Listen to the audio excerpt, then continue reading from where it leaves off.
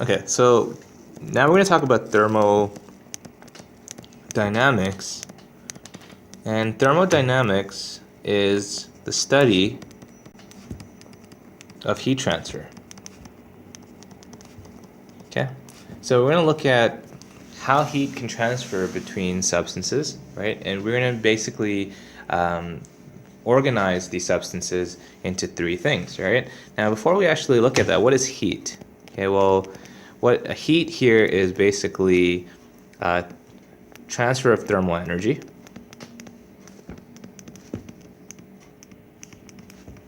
And thermal energy is basically what we consider random kinetic energy. Okay, so kinetic energy we studied as the energy of movement. Random kinetic energy is where we're just looking at the kinetic energy of a substance or an object, particle, where it's not being utilized to do or perform work, right? So it's just all of the kinetic energy that will exist in a substance, okay?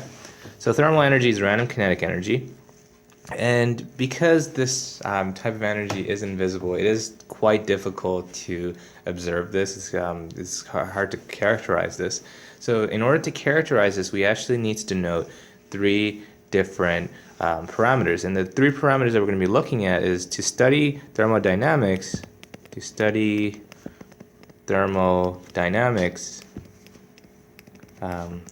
we assess the parameters, the system, the surroundings, and the thermodynamic universe. Okay, so the system is described as anything that we are focusing on, anything that we are interested in, right? Anything we are studying. So that is basically a topic of study. Interested in, right? The surroundings is everything outside the system.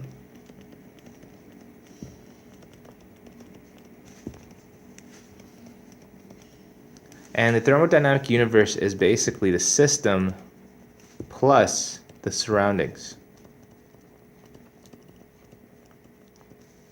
Okay, so let's do an example here. Let's say we have an ice cube. Okay, so this is our table. There's an ice cube that's sitting on our table. Okay, we have this ice cube that is sitting on this table. Okay, and this table is found in like some kind of room, right? So let's say that this is the room. There's like a wall here, and so forth. So this is the room that it's in. Okay, so it's just a very simple drawing. Anyways, so this is the table. This is the room that's in. This is the ice cube. Now the ice cube is what we're going to focus on. So the ice cube here is our system. Okay, so this is our system. Everything outside the system is our surroundings. So what encompasses our surroundings here is the table. This table is part of the surroundings. The wall is part of the surroundings. Right? This wall is part of the surroundings. The space in this room is part of the surroundings as well. Right? Everything outside the ice cube here is our surroundings. Now, collectively, this room, this table, the walls, everything that includes the system and the surroundings is the thermodynamic universe. We'll just abbreviate it as the universe. Right? And we need to look at these three parameters when studying heat so we can understand which direction heat travels or which direction thermal energy will move, right? Now, in order to do this, and we don't want to draw this out every time we study heat, the way we do this is we're going to design something called a thermodynamic diagram. So a thermodynamic diagram is just a simplification of these parameters, and we're going to look at how does heat get transferred.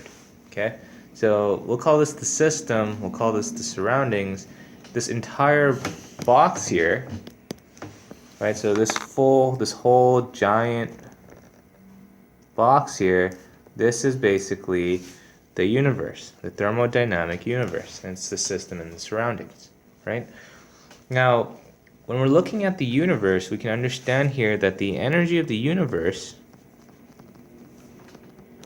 is equal to the energy of the system plus the energy of the surroundings.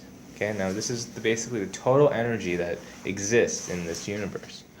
Okay, now how do we gauge energy, right? So how do we look at energy? For the most part, we can look at energy as the energy of the system, or the energy of anything really. The energy can be related to Q, which is known as thermal energy or heat, plus the work that the system or the surroundings of the universe will do, right? Now for our discussion currently, we're only going to be looking at heat, so we're not going to really be looking at work, right? Because systems can do work, or surroundings can do work on objects and so forth, right? And work is defined by applying a force, moving an object a certain distance, and so forth. But for the most part, we're going to approximate energy just associated with the heat that the system or the surroundings will gain or lose, right? And one thing that we need to understand here is that when we're looking at energy, we can understand that the total energy in the universe, the change in the total energy of the universe should be zero, right? And this brings up a really important concept, and it's called the first law of thermodynamics. And the first law of thermodynamics is basically also known as the law of conservation of energy.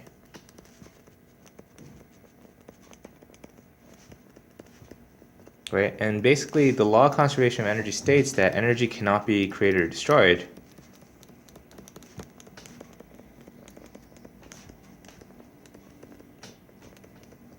but can be transferred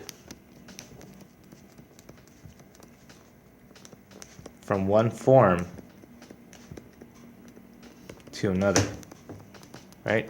So energy always transfers from one form to the other. It cannot be created or destroyed. So the total amount of energy in the universe will always stay constant, right? And if a system loses energy, it goes to the surroundings. As if the surroundings loses energy, it goes to the system. Now when we're looking at energy, specifically changes in energy, we can look at changes in energy as due to heat or work that any system or surroundings will do, right?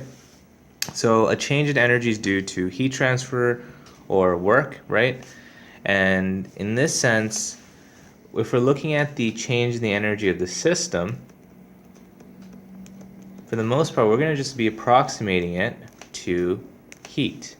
Okay, now Q is going to be our variable for heat, and heat is the transfer of kinetic energy. Now Q can take on two different values. If Q is greater than 0, right, this means that the system will gain energy, right? So you can see that if you have a change in the energy of the system and it's equal to positive Q, then the change in the energy of the system is positive. That means that the system will gain energy, right? If Q is less than 0, the surroundings gains energy and the system loses energy.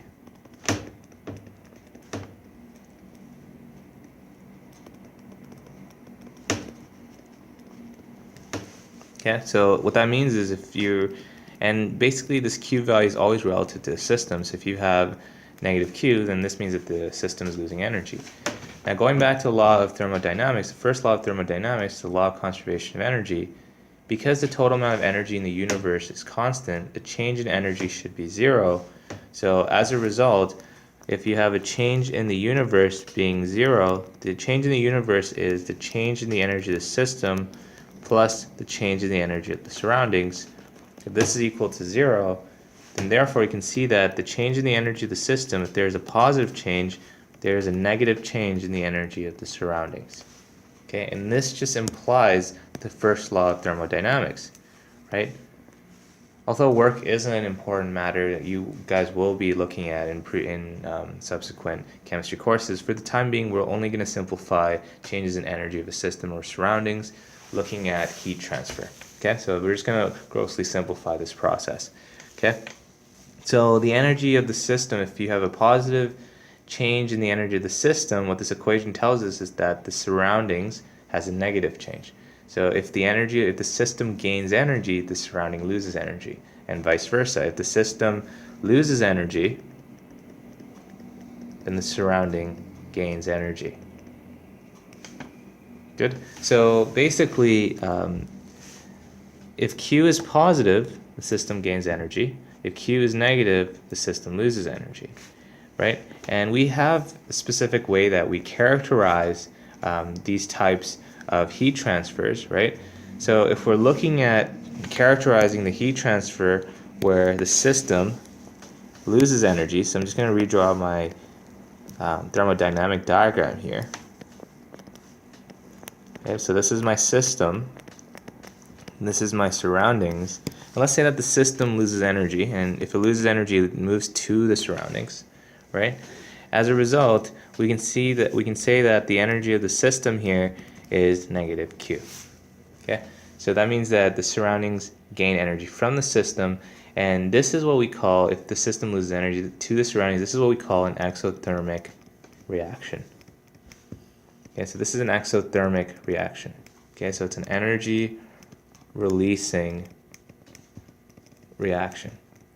Okay, so an exothermic reaction is where the system loses energy to the surroundings, and all of this is relative to the system. The system is what we are studying.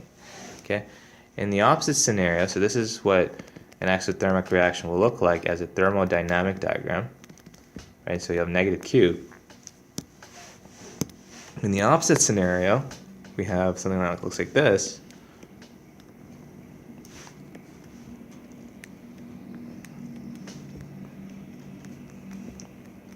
Let's say the system gains energy, right? If it's gaining energy, it needs to be gaining it from something else, and in this case, it's gaining it from the surroundings. Remember, the total amount of energy in the universe has to be constant, right? So there's no energy that is leaving this universe, right? And in this case, what's going to happen here is the system is gaining energy from the surroundings, so that's why we have a plus Q value. So the change in the energy of the system now is plus Q, and the change in the energy of the surroundings is going to be negative Q. Okay, so that's really the idea, and you can think about this in vice versa. Okay, and when a system gains energy from the surroundings, this is what we call an endothermic reaction. This is really important terminology to understand, and this is going to make the bread and butter of our discussion of thermodynamics. So this is an endothermic reaction. This is an energy absorbing reaction. Okay, so an energy absorbing reaction is an endothermic reaction. Okay, so that's really the idea. In order to look at how heat is transferred from two different regions, we should also consider the second law of thermodynamics. Okay, and I'm going to restate this later on because we are going to be exposed to more terminology regarding thermodynamics, but for the time being, the second law of thermodynamics states that heat transfers from regions of high concentration to low concentrations. Okay, so we can think about it as concentrations of heat if you want, right? Obviously you can't really characterize this using molarity and so forth, but if we're looking at heat transferring from regions of high to low, you can think about heat as being transferred over a gradient. Heat travels or transfers over a gradient from high to low. Okay, there's some kind of gradient that exists. So let's consider heat using this wedge here. This is what a gradient will look like. Okay, so regions where you have this blunt end of the wedge, this is a high region, right? It could be high concentration, right?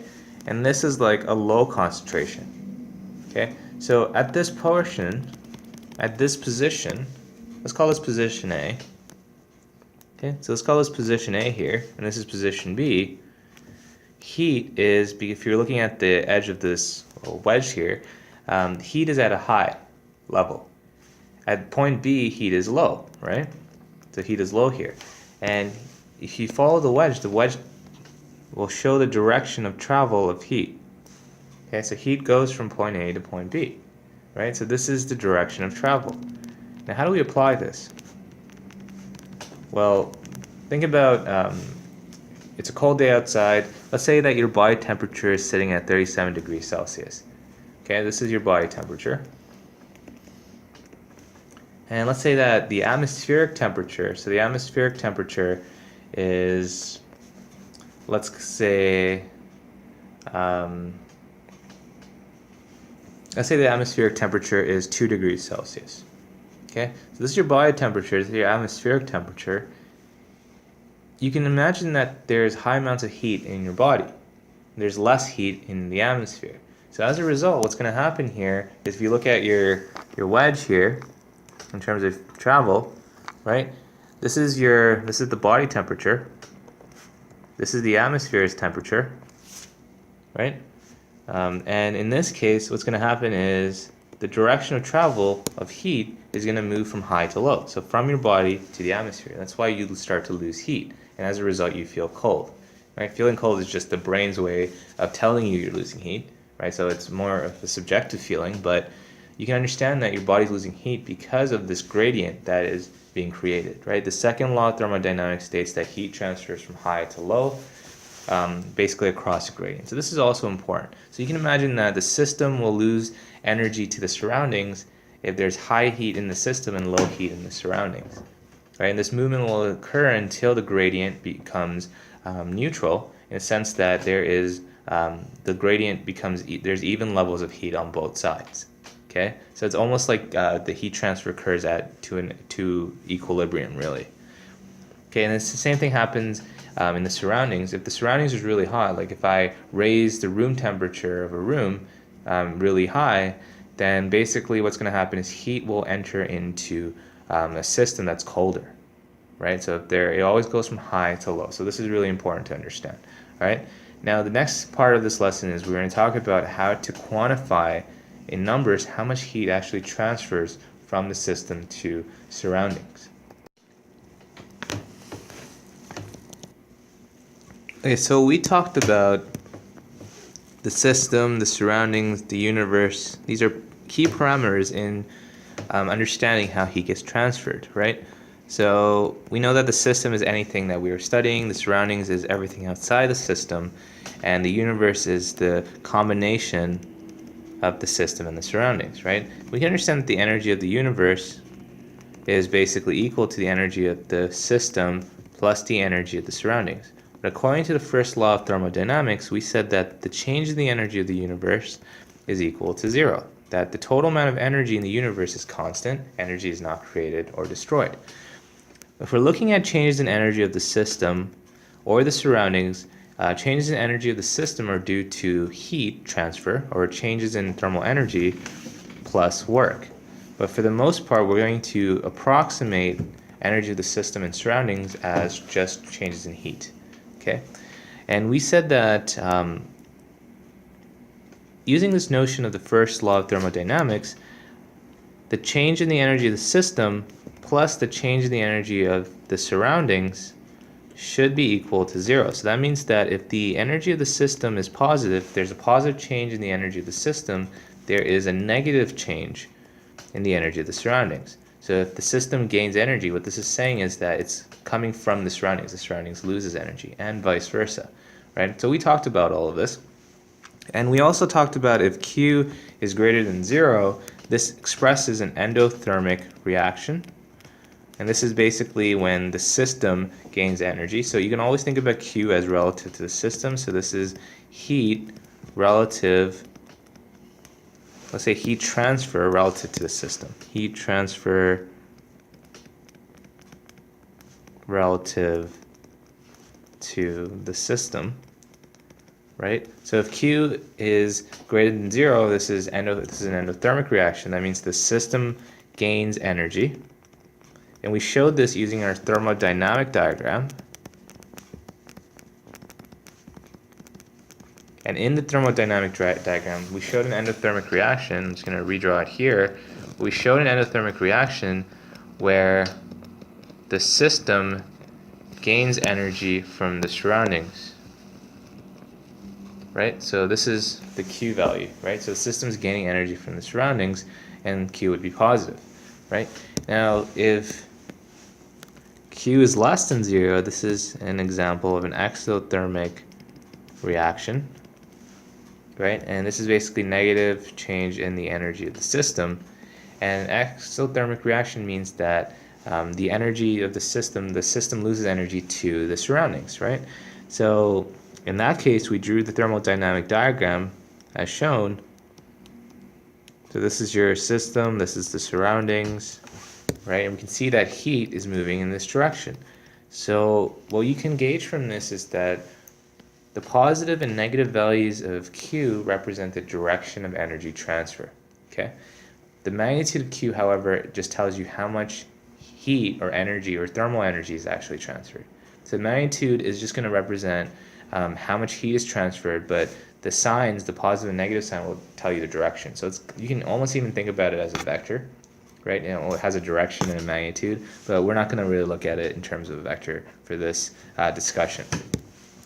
Now the next question, and the question we're going to ask in this video, is that we're going to ask, how do we calculate Q? How do we calculate the magnitude of thermal energy or heat that's transferred between the system and the surroundings, or vice versa? So we can use this equation. Q is equal to mc delta T, okay? And this is how we can actually calculate heat, and this is just the magnitude, right? So Q can be positive or negative. And I'm going to explain what these variables will refer to. M here represents the mass, okay? And the mass can be in grams or kilograms. Depends on this next variable, and this next variable is called the specific heat capacity, which I will be explaining very shortly. Okay, the specific heat capacity just tells us how good a material is as an insulator of heat. Okay, so we'll talk about that. And delta T here is a temperature change. And because it's a temperature change, we can look at temperature in kelvins or degrees Celsius. Okay, kelvins is an absolute temperature, unit of absolute value temperature of absolute value unit of temperature. Sorry about that, right?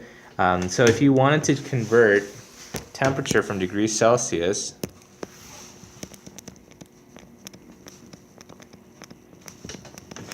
to kelvins, you actually can add, sorry about that, let's do that again. If you wanted to convert temperature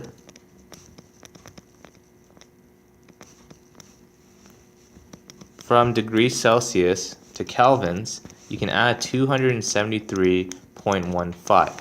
Okay, now the reason the Kelvin scale is an absolute value scale of temperature, absolute value scale of temperature, is because the lowest value of Kelvin temperature in Kelvin has to be greater or equal to 0. You can't have negative values of temperature when you're looking at kelvins. Okay, so the lowest temperature in kelvins is 0 kelvins. Okay, now we're going to ask ourselves, okay, what is 0 kelvins? We need an equivalent degree Celsius measurement. Well, you can also go backwards. If you subtract by 273.15, you get to degrees Celsius. So 0 kelvins is in fact, this is 0. 0 kelvins is in fact negative 273.15 degrees Celsius. And this is actually given a specific term, and this is basically called absolute zero. Okay, so this temperature, this is probably the coldest temperature that's known, this is called absolute zero. And this actually brings up at the third law of thermodynamics, the third law of thermodynamics. And the third law of thermodynamics states that at absolute zero, substances are perfect crystals. Basically, there is no motion. And maybe you guys will learn this in more detail in future chemistry or physics courses. But basically, all molecules, all substances, solid, liquids, or gases have some level of movement. Solids have the least number of movement in terms of all the phases, right? And And when you're looking at solids, the levels of movement can be chalked down to like vibrational, very little rotational motion between the bonds of the molecules. However, at absolute zero, this movement ceases to exist. There is absolutely no motion, there's no kinetic energy of the particles, and everything forms a perfect crystal. It crystallizes. Okay, so there's absolutely no kinetic energy. So that's what absolute zero is. This is not a really attainable temperature. Maybe if you end up going to Pluto or something, right? This is not really an obtainable temperature, so we're not going to really discuss it. But I just wanted to write this out, the third law of thermodynamics, so you guys can understand it. But for the most part, we're going to be applying the first law of thermodynamics, the law of conservation of energy, and the second law of thermodynamics, which is the transfer of heat. Those are the two main ones that we're going to be looking at. Okay, but this is how you can convert from degrees Celsius to kelvins. Right, you add 273. Sorry about that, guys. You add 273.15. Okay.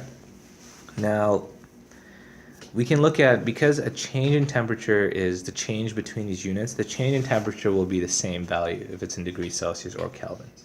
Okay. Now the next parameter in our equation, so just reiterating what our equation was, Q is equal to MC delta T. Right? The next parameter that we're going to be looking at here is the specific heat capacity. So what is the specific heat capacity? Okay, so I'm going to define this really quickly. Okay, so what is the specific heat capacity? Well, specific heat capacity, C, is the amount of energy required to change the temperature of 1 gram of a substance by 1 degree Celsius. Right? So it's the amount of energy required to change the temperature of 1 gram of a substance by 1 degree Celsius. All right? Now, when we're looking at energy, right, and we know that Q here is going to be our variable for thermal energy, well, specifically heat, transfer of thermal energy, heat, right? Energy is denoted in the unit called joules. Okay, I'm going to use J for joules, right? So J is joules, and this is the unit of energy. So what is specific heat capacity? Well, let's look at an example to kind of explain this. If you have 1 gram of a substance, let's say we have 1 gram of water, okay? So this is like 1 gram of water. And let's say that I measured the temperature of water. Let's say that the temperature of water is 1 degree Celsius initially, okay? If I wanted to change this temperature of this water from 1 degree Celsius to 2 degrees Celsius, and this is still 1 gram, right? The mass is the same. If I wanted to change the temperature from 1 degree Celsius to 2 degrees Celsius, right, I need to add a certain amount of energy. Okay, the energy that I need to add is called the specific heat capacity. And for water, the specific heat capacity, I need to add 4.184 joules of energy. Okay, this is the specific heat capacity of water. The reason we call it specific is because of the fact that the specific heat capacity is unique for all substances. For all pure substances, the specific heat capacity is unique. It's a great way to identify, it's a physical property that's a great way to identify different types of unknown compounds, right? If you have a pure substance, like for instance distilled water and not tap water, because tap water would contain impurities, then you would need a particular specific heat capacity to change its temperature by 1 degree Celsius. Now this only works for 1 gram of a substance, right? But what if I have more than 1 gram of a substance?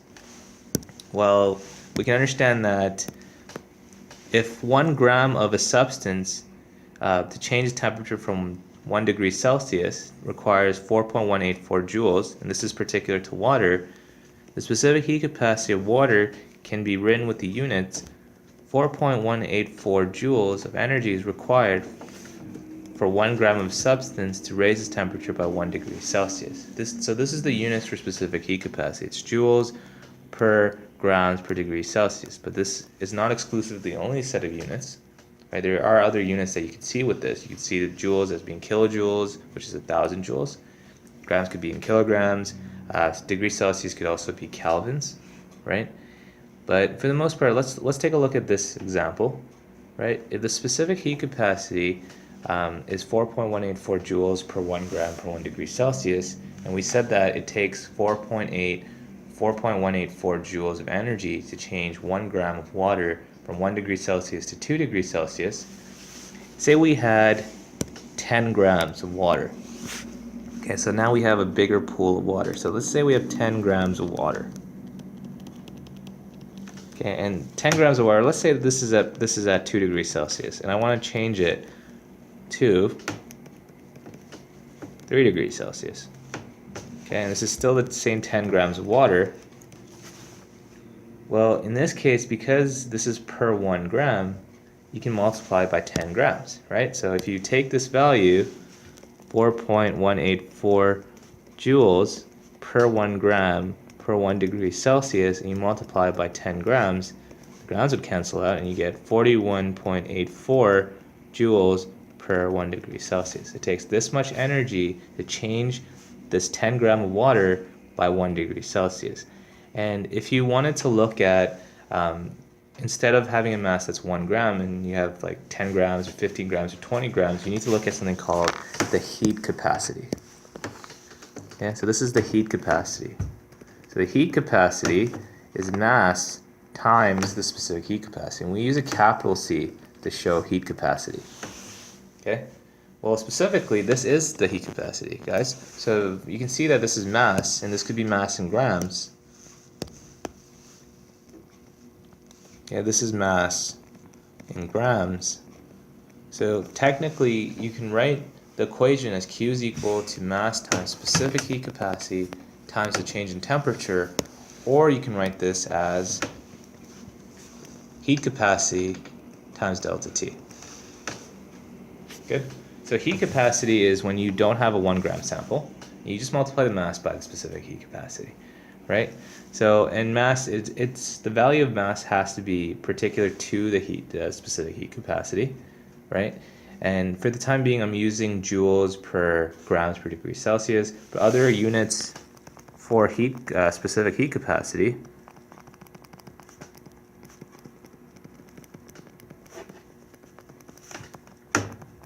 will include kilojoules per kilograms per degree Celsius, or kilojoules per kilogram per degrees Kelvin, or you can even see joules per gram per degrees Kelvin, right? So I would really use dimensional analysis. I would really look at the units, and then I would look at keeping the units consistent for my mass and my temperature values.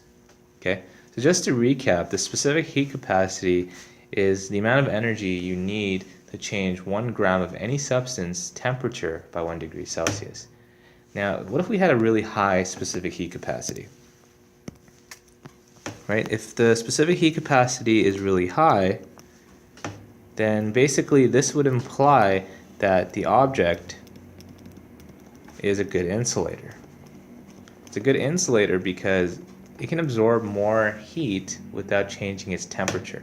And we know that changes in temperature will eventually lead to phase changes, right? Because there is a certain melting point, boiling point, right? So when we have phase changes, that means that the intermolecular forces are being disrupted, right?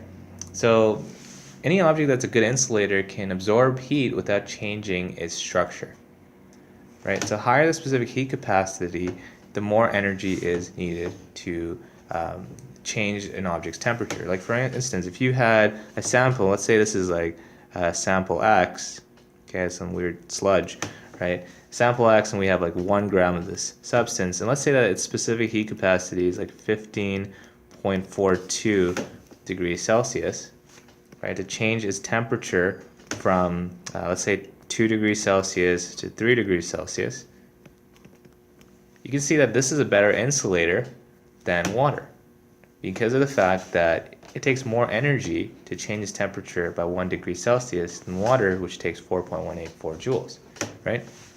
So as a result, it can absorb more heat without actually changing its temperature, without changing its structure, okay? So, and vice versa, if you have a low specific heat capacity, the object is a poor insulator. And when we're looking at insulators, we're looking at insulators of heat. Okay, so the object is a poor insulator. Okay, most metals tend to be poor insulators.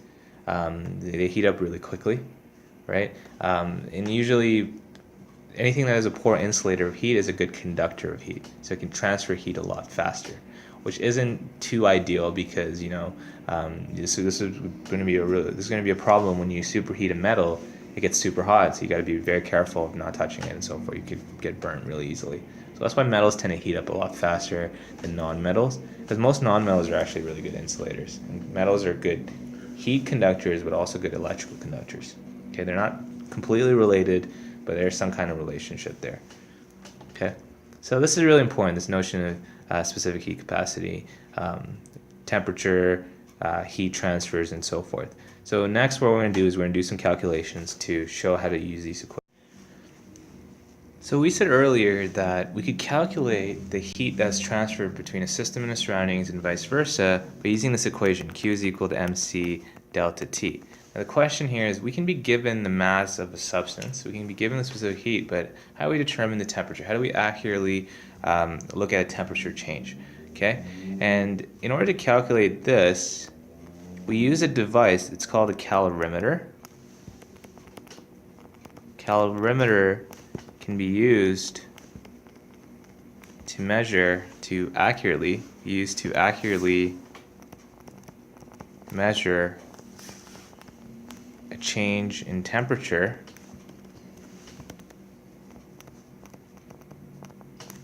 of a system, and thereby indirectly used to calculate heat transferred. Okay, so we can use a calorimeter. It's a device that we can basically look at a change in temperature of a system, and we can actually figure out how much heat it absorbs or how much it releases, right? And the most common calorimeter that we're going to be using is something called a bomb calorimeter. So a bomb calorimeter exists when we actually burn the substance in the system. Okay, so we actually undergo a combustion reaction in the system, and that combustion reaction will release energy into the surrounding, right? So there's going to be a heat transfer that goes into the surroundings, and in that sense we can calculate how much energy the surroundings gains, right? Now, according to the law, the first law of thermodynamics, the law of conservation of energy, we can understand that the change in energy of the system is equal to the negative change in energy of the surroundings. If the system gains a positive energy, the surroundings loses energy, and vice versa.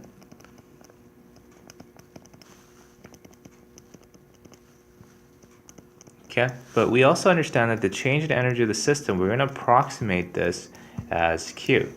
So having said this, we can understand that if the system gains energy, then the surrounding loses energy or heat, right? And if the system loses heat, the surroundings gains heat. Okay, so we can use this notion, right? And this is basically the first law of thermodynamics simplified. First law of thermodynamics. Okay, and to allow for open transfer, now if we wanted to keep the separation between the system and surroundings, we can create something called a closed system, right? In this case, we have because we are allowing for heat to be transferred from the system to the surroundings, we have something called an open system. So there's an open system that exists in a calorimeter, right? So it's an open system, and there's basically allows energy transferred from the system to the surroundings, right? So he can actually escape the system, which we separate using some kind of barrier, and he can be transferred from the system towards the surroundings. Now, a closed system is when there is no energy transfer, and it's separated by the surroundings. There's no energy transfer from the system to surroundings. Now we can understand that this whole universe, which is going to be inclusive of the system and surroundings, is going to be surrounded by some kind of insulator. Okay, so there's going to be some kind of insulator that surrounds this universe, and it's going to be completely closed off. So there's no heat that escapes this universe, right? So no heat escaping the universe. Okay, so this means this is escaping. And how a bomb calorimeter works is the surroundings are filled with water. So if this is our bomb calorimeter, I'm not going to draw out an actual bomb calorimeter, but I want you to understand this using the thermodynamic diagram. If this is our system, and the system has some kind of material that's combusted, right? And usually combustion is an exothermic reaction. The surroundings here is surrounded with water. And water is a relatively good insulator. So there's water that surrounds the surroundings. Okay, so we put something into the system, the vessel here, we burn it, and then energy is released into the water, right? And then what we can do here is we can measure the temperature of the surroundings. So this is like a thermometer device, where we can measure the temperature, right? And the idea here is that in a bomb calorimeter, when we burn the system, heat gets transferred out of the system, right? So the system loses energy and the surroundings gains energy. But in this case, the surroundings is water. It's Q of water. See that? And the same amount of energy will get transferred. Now obviously there is going to be some sense of error, right? Because of the fact that the walls of the system, the vessel inside that holds the system, can absorb some of the heat. Okay? So we will look at some of these specialized cases, right? But for the most part, we can approximate the Q of the system is equal to plus Q of the surroundings, which is water. But if you wanted a much more exact application of calorimetry, if the system loses energy, it's being absorbed by the water as well as the calorimeter itself. The calorimeter is a device, and the device has these metal walls that surrounds the system, so some of those metal walls can actually absorb the heat, right? But for the time being, we'll just start off by doing questions using this approximation, that all the energy that the system loses, this water, the surroundings will gain. And if we tweak this equation, negative Q of the system, which we don't know how much energy it actually lost, is equal to Q of the water, so mass of water, the specific heat of water, and the temperature change of water. Now we can actually actively measure this, right? We don't know how much energy a system, any device can lose, right? However, we can determine how much energy water at a specific temperature can gain, right? And usually the temperature of the water is measured at an initial temperature. If we look at how much energy gains, if we find this final temperature, right? So this would be given. If we find the final temperature, if we measure the final temperature with a thermometer, we can actually calculate for how much energy the system loses. Okay, so this is how calorimetry occurs, right? We use water, changes in temperature of water, to make inferences about how much energy the surroundings gains, and as a result, how much energy the system loses when it's burned. Okay, so for the most part, these tend to be exothermic, right? Because of the fact that we are using a bomb calorimeter. In the case that we wanted a much more accurate depiction of how much energy the system loses, we can use the full equation. The energy that the system loses is equal to plus Q of the surroundings, but the surroundings will include the water, but also the walls of the calorimeter, right? So this is a much more accurate calculation.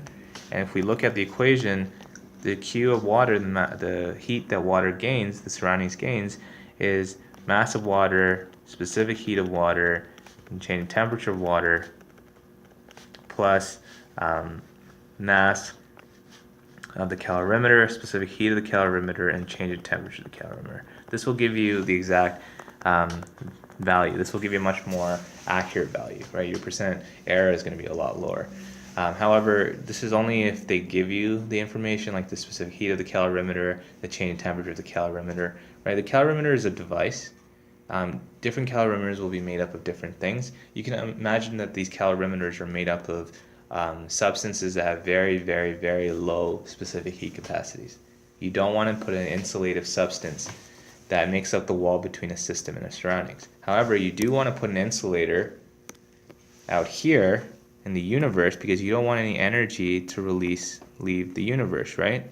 So you can imagine that this portion here is fully insulated, right? It's isolated, and that way that no heat actually leaves this universe, right? We try to maintain the law of conservation of energy as much as possible, right? This is an insulated calorimeter. Okay, so you don't want energy released from this universe. Okay, so this is really the idea, right? And we're going to do some questions regarding this notion of calorimetry. So we've been discussing how to calculate energy transfer between systems from the surroundings or to the surroundings. But the reason this is really important is because usually when we're considering a chemical system, we're representing a chemical equation. And it's usually occurring during a chemical reaction, right? So the system is usually the chemical reaction of our choice, chemical system. So it's a particular chemical reaction we are considering. And each of these chemical reactions will either absorb heat or release heat, right? So let's take a look at one of, this is a really important reaction. It's when when nitrogen gas reacts with hydrogen gas and produces ammonia. Okay, I'm just balancing this guy out here. All right, this is a really important reaction. Ammonia is used as a component within fertilizer, and this is really useful in just agriculture in general, right? Because we want to use fertilizer to maximize our production yield of agriculture. So this notion of producing ammonia in chemical synthesis for industrial purposes, when we're using this reaction, we need to understand what type of reaction it is. Is it going to release heat or is it going to absorb heat? Is it exothermic or endothermic, right? So once again, exothermic means that the Q of the system here is less than 0 and that this is an energy releasing reaction.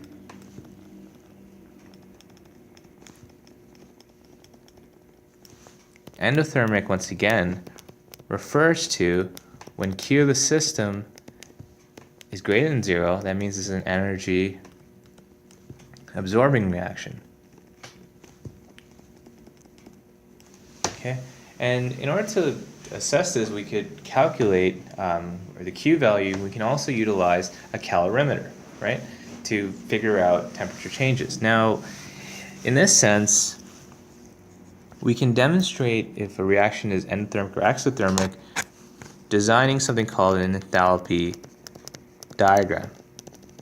Okay, so what is enthalpy? What is enthalpy in general? Well, enthalpy is a change in chemical bond energies.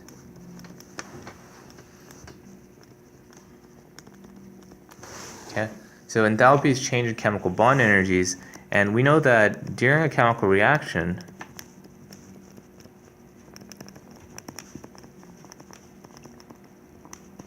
bonds will form. Bonds will first break and then form. Okay, so put another way, if we're looking at this reaction, so let's consider this reaction. Nitrogen gas reacts with hydrogen gas to form ammonia. Well, this is what nitrogen gas looks like. Okay, so let's say this is nitrogen gas. Okay, and in this case, you can see that there's one component of this. And this is reacting with 3 components of hydrogen gas. So this is hydrogen gas. Okay, and when these guys are reacting, they're actually colliding with each other. Okay, so they're going to collide. All of these guys are going to collide with this, and the first step of any chemical reaction is bond breaking, right? So this is what happens. We get bond breaking occurring, and these collisions have to occur at enough energy, right orientation, and so forth. We'll discuss this more when we study kinetics. But basically, when these guys collide, with enough energy, force, orientation, they basically break the bonds and they form a constituent set of atoms. So you can see that all the bonds will start to break, right? So when the bonds break, and the first step here is bond breaking. So we get bond breaking. Now you have all of these atoms floating around in a soup. Okay, so you have all of these atoms just kind of floating around in the soup.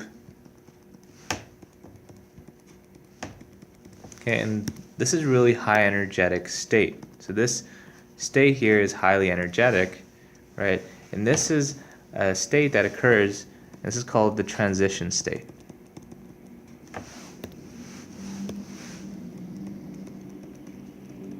Okay, and at the transition state, we form something called an activated complex. And an activated complex is when all the atoms that initially formed in a compound have been broken down, and now they're in a very highly energetic state.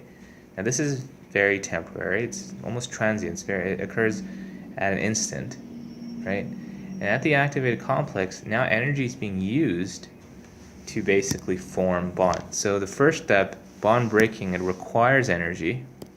Okay, so this part requires energy, specifically kinetic energy. So let's say kinetic energy, right? So you need to add energy in to break bonds, but then energy is then used to convert these bonds into bonds, right? So now energy is being stored in these bonds, okay? So specifically this kinetic energy is usually like thermal energy, right? Because now the kinetic energy is being transferred into heat, right? So bond breaking will require heat. And then now this energy is being used to create bonds. So now what's going to happen at the activated complex is the nitrogen will form bonds with the hydrogen. Okay, and when it forms bonds with the hydrogen, we get the second step, which is bond formation, and energy is now stored. Energy is now stored as potential energy. Okay, it's stored as bond energy. Okay, so there's a change in bond energy now as a result. Okay, and I'm going to show you this when we draw the enthalpy diagram.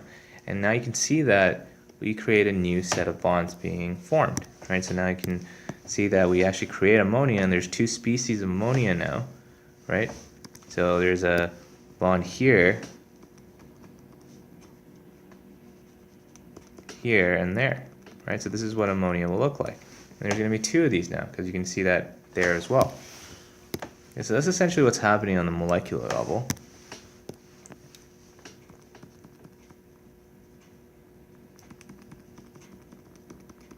Okay, so this is what's happening at the molecular level. And there's two of these ammonia species. And we want to gauge, is this reaction releasing energy or absorbing energy? Well, we'll draw our enthalpy diagram here. I'm going to demonstrate how this reaction occurs using a graph. Okay, I'm going to put bond energy or enthalpy on the y-axis. So this is bond energy. Remember that all chemical reactions involve a change in bond energy, right? So a change in bond energy is written as delta H, right? This is the change in enthalpy during a chemical reaction. There will be changes in bond energy because bonds will break and form in a chemical reaction, right? So this is also known as a heat of reaction, because when you're changing bond energies, you're releasing potential energy. It changes into kinetic energy. That kinetic energy is called random kinetic energy, which is technically thermal energy. And because you have a movement of thermal energy, it's heat. Okay, so delta H here is the heat of reaction, right? Sometimes you might also see it as delta H RNX, heat of reaction. It means the same thing, right? So we're going to put bond energy on the y-axis. And in this case, what happened with the initial reaction is we started with nitrogen and we added hydrogen. Okay. Now this is basically on the y-axis. We're going to say progress of reaction. Okay. What had happened initially was energy during the reaction. Energy was added to break the bonds. Okay. So this is the first portion. Bond breaking, energy is added. So this is why it's a lot easier to look at it through the graph.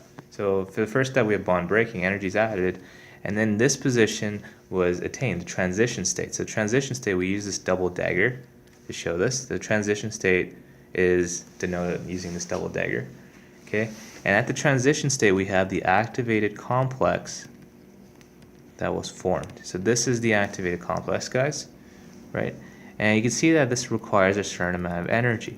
And really the reaction only starts at the activated complex. It only starts here, right? Here's the analogy. If you wanted to go from point A to point B and you're taking your car will only start moving once you take your key, you put it into the ignition, and you turn the engine on, right?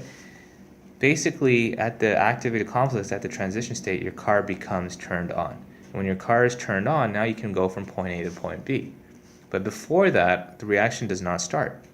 This process to get to the activated complex where the reaction actually starts, right, and the reactants, which is the nitrogen and the hydrogen, they form the products.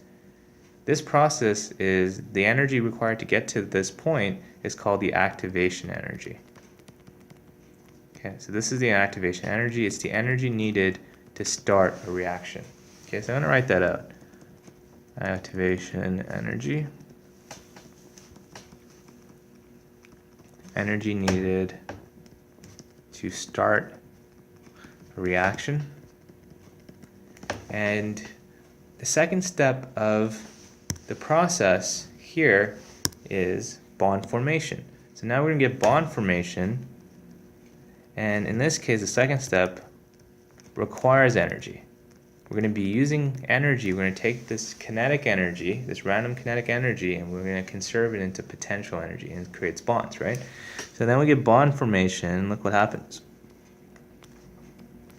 Right, so the energy dips. You can see that now the energy is now being stored as bond energy, right? And let's say it stops here. Okay, so this meant that more energy was released when you use bond breaking than energy that was conserved during bond formation. So in this case, sorry about that, in this case you can see that this is how much we started with. This is the energy of the reactants, and now you can see that the difference here is the energy of the products. So this is the new energy of the products. And this difference from the reactants to the products is basically a positive change, right? So you have a positive change in enthalpy, right? If you have a positive change in enthalpy, this means that the enthalpy of the products minus the enthalpy of the reactants is going to be greater than 0. Okay, and this implies if the heat of reaction or the enthalpy of the reaction is greater than 0, this is what we call an endothermic reaction. In the other scenario, going at this point, let's say that it takes more energy to create the bond than to break the bonds. Let's say that the bond formation takes more energy now, ends up here, right? Well, now your energy of the products ends here.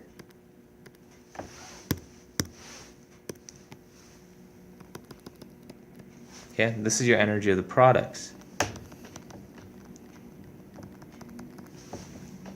Okay, and in this case you can see that now this is the change in the heat of reaction, right? So if the heat of reaction is less than 0, which is the heat of the products or the energy of the products minus the energy of the reactants, you can use E or H interchangeably. So you can, we'll just keep it consistent. We'll use H of products, H of reactants. If it's less than 0, delta H of the reaction is less than 0. This is an exothermic reaction.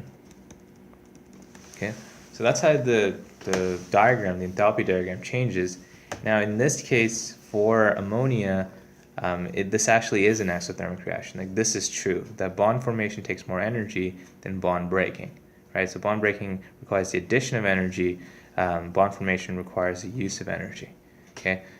So you can notice here that this ammonia here is exothermic because ammonia actually takes more energy to create its bonds than breaking its bonds, okay? So this is an exothermic reaction. And you can actually calculate the value of this using a calorimeter, right? But the value of this guy here, the heat value, if you look it up, it's basically negative 46.1 kilojoules per mole. Okay, so this tells us that it is negative, it's exothermic, right? And collectively, the chemical reaction plus its heat, its enthalpy of the reaction, this creates something called a thermochemical equation. Okay, so make sure you guys understand how to design these enthalpy diagrams. It's really important, right? So this I showed you, this is an exothermic diagram, but for the endothermic, it's going to be higher than the reactants. Okay, so keep this in mind. This is really important. Okay, so let's take a look at some enthalpy diagrams for exothermic and endothermic reactions, right? So once again, an exothermic reaction is basically a reaction that releases energy, right? So energy releasing reaction, and an endothermic reaction is defined as an energy absorbing reaction.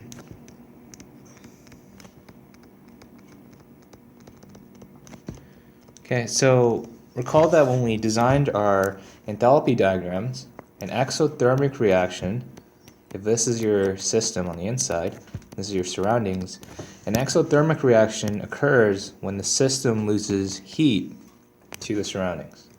Okay, so this is an example of an exothermic reaction, right? And we're always going to look at heat transfer relative to the system. So we're going to have negative Q of the system, right? So that the Q value would be less than 0, right? And remember that according to the law of conservation of energy, negative Q of the system is equal to positive Q of the surrounding. So this is going to be really important, especially when we look at calorimetry. We also talked about an endothermic reaction. When an endothermic reaction is basically where the system gains energy, right? And where it's gaining energy is from the surroundings, right? So direction of heat transfer is going to go this way, right? And we're going to have positive Q of the system. So as a result, the Q value is going to be greater than 0. And in this case, positive Q of the system is associated with negative Q of the surroundings, right? So this is the idea in terms of our enthalpy diagrams, but we want to look at this in terms of our, this is in terms of our thermodynamic diagrams, but we want to look at this in terms of our enthalpy diagrams, okay? So if we're looking at our enthalpy diagrams, we know that a chemical reaction is going to involve two main steps, right? We're going to have bond breaking and bond formation. Okay, so this is the main steps of a chemical reaction. So all chemical reactions will have these two major steps. And for the portion of bond breaking, this is going to require energy. You need to put in energy to break apart bonds, right? And we know that bonds or chemical bonds are examples of chemical potential energy, right? So chemical bonds store chemical potential energy. And we know that potential energy is the energy of position. Okay, so this is really the energy of position. Okay, and we know that thermal energy is basically random kinetic energy. So when you break a bond, you're actually releasing the potential energy and it's being converted into kinetic energy. So this is actually really useful if you're going to look at the physics behind it. We don't need to pay too much attention to it, but it's good to understand it. So the bond breaking portion, the first step, requires energy, and the bond formation portion will release energy.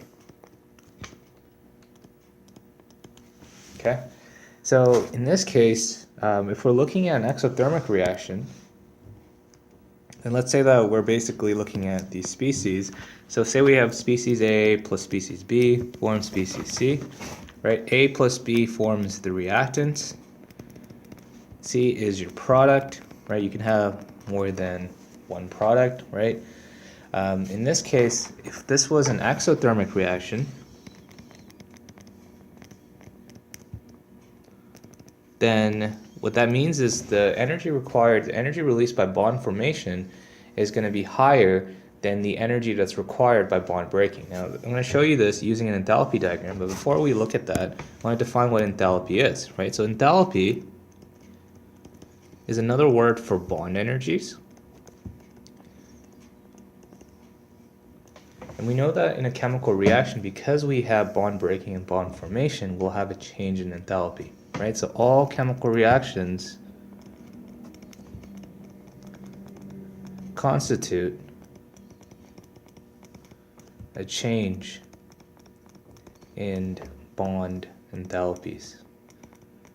Right, so because all chemical reactions involve a change in bond enthalpies, we call it the enthalpy of the reaction. Right, so they're also known as enthalpy of the reaction. Okay. What I'm going to do here is when I'm designing my enthalpy diagrams, I'm going to put enthalpy on the y-axis. So let's take a look at an exothermic reaction. So if we're looking at an exothermic reaction, okay, so I'm going to put enthalpy on the y-axis. I'm going to put, let's say, progress of the reaction on the x-axis. Right, and we can understand that species A and B are going to react. Let's say they react at some kind of energy, right? So let's say they react here. Okay, so this is where we're going to start off, and this is species A plus B. Okay, these guys are reacting, and in this case, the first step is bond breaking. So they need to gain energy for bond breaking. This is going to happen when they are performing collision. So they're reacting at a high level. They're gaining energy. They're breaking the bonds, and essentially, in order to fully break bonds, they need to reach this point. Okay, and this is called a transition state. And the transition state we talked about is the site where the activated complex is formed. And the activated complex is basically the energy needed to break all the bonds and basically take a compound and break it into its constituent elements, right, or atoms. So the activation state, or the transition state, so to get to a transition state, this is where the reaction really just starts, right? So the reaction really just starts at this point. To get to a transition state, we need to gain this much amount of energy.